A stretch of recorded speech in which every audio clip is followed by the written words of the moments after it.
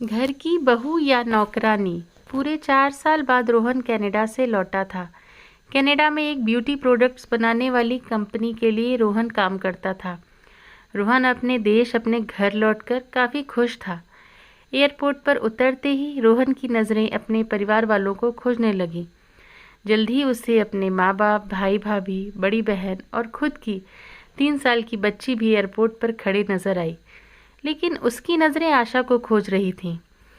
वह सोचने लगा, ये आशा मुझे मिलने आई क्यों नहीं, और ऊपर से उसने हमारी छोटी सी बच्ची को भी यहाँ भेज दिया। घर पहुंचकर रोहन हाथ मुंह धुलकर फ्रेश होकर खाना खाने बैठा। रोहन चाहता था कि आशा भी उसके साथ बैठकर खाना खाए, लेकिन फिर माँ ने कहा, अगर वह भी खाना खाने बैठ जाएगी तो सबको परोसेगा कौन। सभी के खाना खाने के बाद आशा ने अकेले खाना खाया। रात को सोने के वक्त रोहन और आशा अच्छे से मिल पाए। रोहन आशा के साथ काफ़ी बातें करना चाहता था, लेकिन वह उसके चेहरे पर थकान और नींद अच्छे से देख सकता था। इसलिए उसने आशा को परेशान ना करने का फैसला किया और उसे सोने दिया। आशा सोने ही वाली थी कि उसकी छोटी बच्ची रोने लगी, तो आशा तुरंत उठकर उसे दूध पिलाने के लिए चली गई। रोहन कब सो गया उसे पता नहीं चला। जब सुबह बच्ची की रोने की आवाज़ आने लगी तो रोहन उठा और आशा को पुकारने लगा। जब आशा पास नहीं दिखी तो उसने बच्ची को चुप कराया और फिर से सुला दिया। रोहन बाद में आशा को देखने लगा तो आशा उसे फिर से किचन में मिली, जो सुबह सुबह ही जल्दी उठकर घर वालों के चाय नाश्ते की तैयारी में लग गई थी।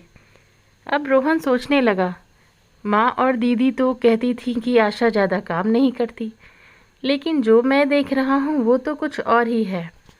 रोहन अब सब समझ गया था, पर वो अपनी माँ को ऐसा नहीं बोल सकता था कि आशा से ज़्यादा काम ना कराया करो। इसलिए अब उसने खुद ही आशा की मदद करना शुरू कर दिया था। रोहन के हाथ बटाने से आशा को थोड़ा अच्छा लगने लगा था। पहले जहाँ उसका चेहरा थकान से उतरा रहता था, अब उस पर थोड़ी थोड़ी चमक आने लगी थी।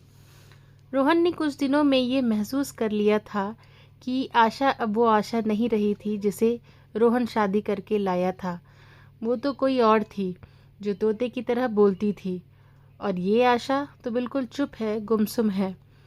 ऐसा लगता है जैसे किसी के दबाव में हो, किसी के डर की वजह से सहमी हुई हो। रोहन आशा को उसके काम में और ज़्यादा मदद करने लगा। रोहन का ऐसा व्यवहार अब घर वालों को खटकने लगा। घर के सभी बड़ों और उसकी दीदी ने मिल के रोहन को समझाया, तुम अपनी बीवी की मदद करते हो, उससे हमें कोई एतराज़ नहीं है, लेकिन तुम्हें भी एक हद तक ही ऐसा करना चाहिए। जब तक कोई तुम्हें ऐसा करता न देख रहा हो तब तक सब ठीक है, लेकिन जब कोई तुम्हें बीवी के होते हुए बर्तन धोते देखे तो वो अच्छा थोड़े ही लगता है। और सोचो, आगे चलकर आशा को तुम्हारे हेल्प की आदत पड़ गई तो तुम्हारा अपना काम में ध्यान लगाना मुश्किल हो जाएगा। रोहन हमेशा से ही अपने परिवार वालों की बात मानता आया था। जिस तरह से सबने रोहन को समझाया था, रोहन भी उनकी बातों में आ गया।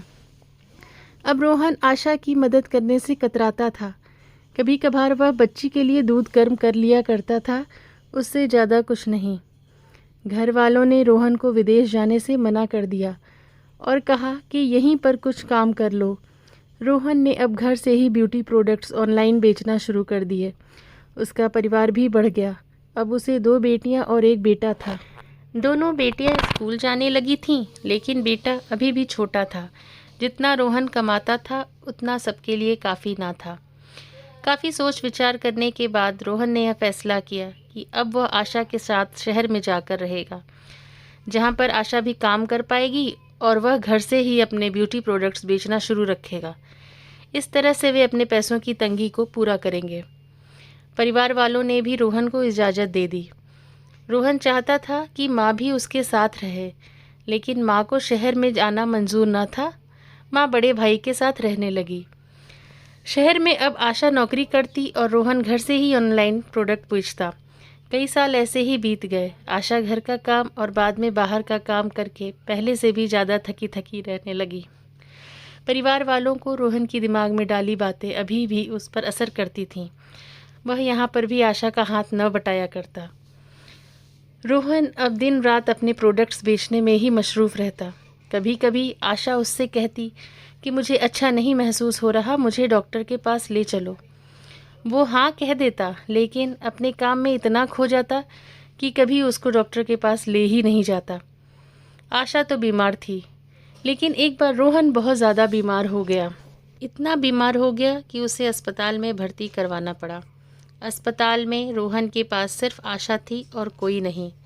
इतना बीमार होने के बाद भी उसके परिवार वाले सिर्फ उससे मिलकर वापस अपने घर चले गए थे। उसका सहारा बनने के लिए, उसकी तकलीफ़ बांटने के लिए कोई भी उसके साथ नहीं था। बिस्तर पर पड़े और शारीरिक तकलीफ़ से गुज़र रहे रोहन को अपनों का ऐसा व्यवहार बहुत तकलीफ़ दे रहा था। फिर वह सोचता है कि उसने भी तो आशा के साथ ज़िंदगी भर यही किया है। क्या वो आशा का जीवन साथी सिर्फ नाम नाम का ही नहीं था? जब साथ देने की बारी आती थी तो उसने दूसरों के बहकावे में आकर उससे किनारा कर लिया था। यहाँ तक कि आशा के खुद अपने मुंह से कहने के बाद भी उसकी तकलीफ़ का वो नज़रअंदाज करता आया था। रोहन को अब अपना दर्द आशा के दर्द के आगे मामूली सा लगने लगा। उसके दर्द को ना बांटकर उसने बहुत बड़ा गुनाह किया हो, ऐसा उसे लगने लगा। पश्चाताप के आंसू रोहन की आंखों से बहने लगे। उसने अपनी सारी गलतियों और गुनाहों के लिए आशा से माफ़ी मांगी। दोस्तों, जीवन साथी का मतलब होता है कि जीवन के हर उतार चढ़ाव में, जीवन के हर मोड़ में जो साथ दे। साथ होने और साथ देने में उतना ही फ़र्क होता है जितना सिर्फ वादा करने में और सचमुच वादा निभाने में होता है। दोस्तों, एक पत्नी की दर्द भरी कहानी पति के दृष्टिकोण से हमने बयां की है। इस कहानी को पढ़कर किसी भी पति या पत्नी का अपने जीवन साथी के प्रति व्यवहार सुधर जाएगा तो इस कहानी को लिखने का उद्देश्य सफल हो जाएगा। और आप सभी का पूरी कहानी पढ़ने के लिए बहुत बहुत धन्यवाद। दोस्तों, अगर ये कहानी पसंद आई है तो प्लीज़ वीडियो को ज़रूर से लाइक करें और चैनल को सब्सक्राइब करके हमारा सपोर्ट करें।